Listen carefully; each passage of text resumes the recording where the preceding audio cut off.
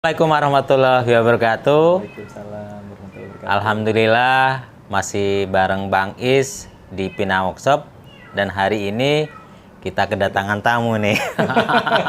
Kalau yang lain mungkin seringnya di Facebook atau sosmed yang lain. Nah, kita hari ini di channelnya Pina Workshop bertemu langsung.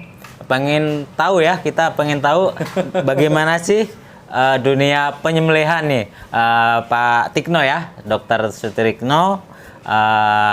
Beliau biasanya ngajar di mana, Pak? Saya ngajar di IPB. IPB ya, alhamdulillah. Jadi jangan khawatir, teman-teman yang suka menyembelih secara akademis, kita kalau bertanya apa aja langsung ya. Nanti kita sebutkan nomornya. Pak Dokter, kalau untuk pisau-pisau sembelih yang ideal sih sekitar panjang berapa sih, Pak Dokter? Ya, kalau sebetulnya yang sedang-sedang aja ya, baik pemula maupun yang sudah ahli bisa pakai, nggak berlebihan. Kalau untuk sapi sih saya biasanya cenderung untuk di 20 sampai 25-an gitu ya. Kalau kepanjangan mentok sana sini gitu. Itu untuk gaya dorong ataupun bebas saja ya. Tapi tergantung pisau ya. Jadi kalau untuk straight itu biasa dipakai untuk gaya tarik, gaya dorong bisa. Tapi kalau si meter itu biasanya lebih enak untuk gaya tarik. Kalau bull nose memang cocoknya untuk gaya dorong gitu. Jadi masing-masing pisau ada spek. Bisa enak tapi paling enak kalau untuk apa begitu. Kemudian kalau untuk ya mungkin kalau sapi-sapi super jumbo mungkin, tapi juga nggak juga gitu. Saya pernah nyembeli sapi besar dengan 31 agak susah juga ternyata gitu. Jadi bagi saya untuk pemula maupun untuk yang sudah mahir 20 sampai 26 itu sudah lebih dari cukup. Kalau terlalu pendek lebih pendek bisa, tapi memang perlu teknis tertentu. Jadi, terus hal-hal yang dalam penyembelihan nih yang simple aja, basic, itu yang harus disiapkan apa aja nih biasanya? Yang basic ya mental. Mental ya. Kalau nggak berani. Kalau kita grogi, sapinya tahu kalau kita grogi, sapinya lebih mudah untuk ngamuk juga. Pengaruh juga ya gitu ya. Gitu ya. Mereka penciumannya tajam. Yang kedua ya tentu saja peralatannya. Yang ketiga tentu saja tekniknya. Nah, teknik sebetulnya nggak ada batasan tertentu yang harus begini harus begitu ya, silahkan sesuai dengan kebiasaannya masing-masing.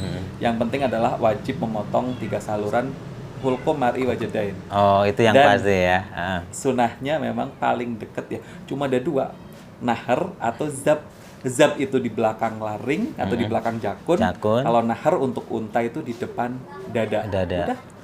Nggak ada nyembelih di tengah-tengah tuh, nggak ada gitu. Untuk kambing sapi sama juga aturannya? Kalau kambing sapi sama saja aturannya, hanya saja lokasinya yang saya kan punya rumus. Ya, biasanya itu 5 jari dari rahang untuk sapi, 3 jari dari rahang untuk kambing domba, 1 jempol untuk ayam ya. Gitu. Kemudian ya gitu, kita ya pisau sesuai pegangan masing-masing.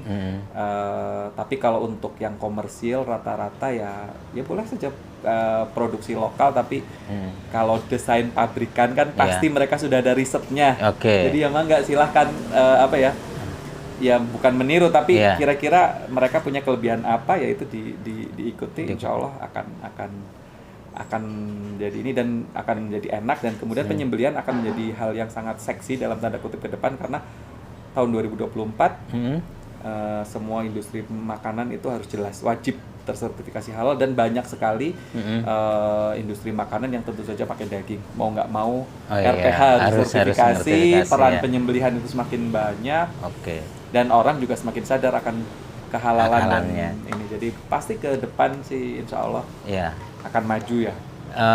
Balik lagi untuk tool nih, kita memang Pina Workshop memang memproduksi untuk tool alat penyembelih, di samping untuk pisau-pisau yang lain ya, untuk survival, khusus untuk pisau sembelih nih.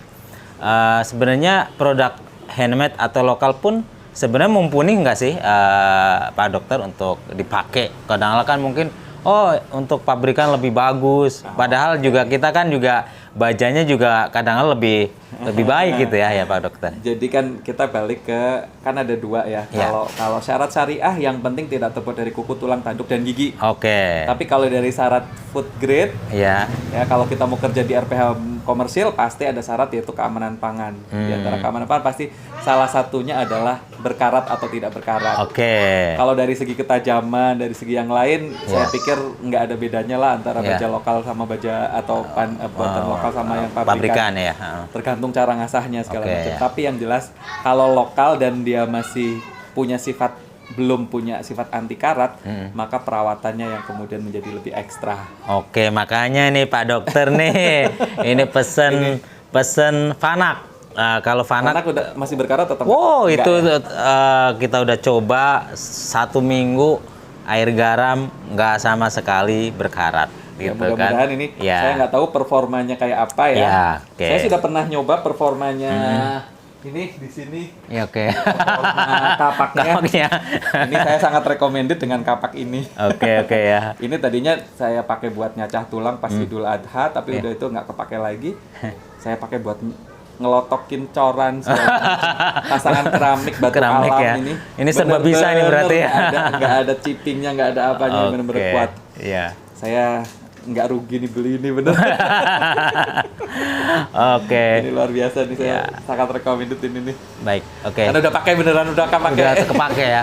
Baik, terima kasih untuk teman-teman Bila Nusantara. Kita sudah ngobrol, ya mungkin karena waktunya juga kita akan ngobrol lagi lah. Ayo, Nanti tak review ini, maksudnya kalau sudah pernah saya pakai, Ya. ini coba.